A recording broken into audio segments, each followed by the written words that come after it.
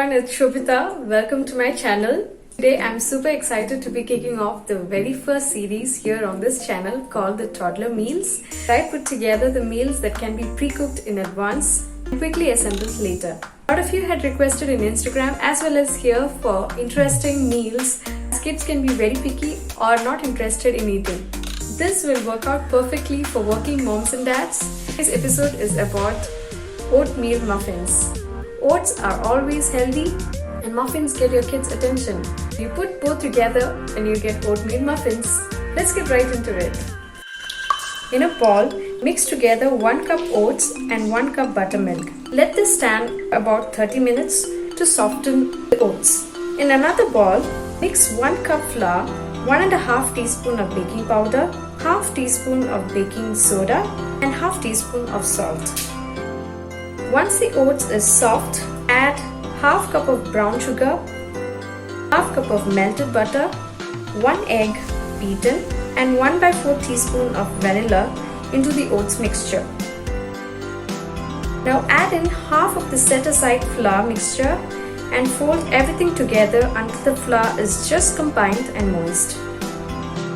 Finally add in the other half of the flour and the batter will be very thick now. Preheat the oven to 180 degrees Celsius while greasing the muffin tray with oil. Now fill the muffin cups almost full. So why is it so hard to let you go?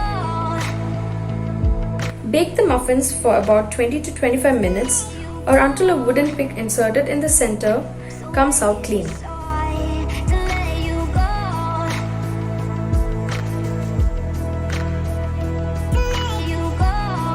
Cool in the pan for about 10 minutes and then remove to cool it completely on a cooking rack. This makes about 12 muffins if you're using the standard muffin tray. Again, these muffins are very healthy and if you're concerned about white flour, you can always replace it with wheat flour in the same amount.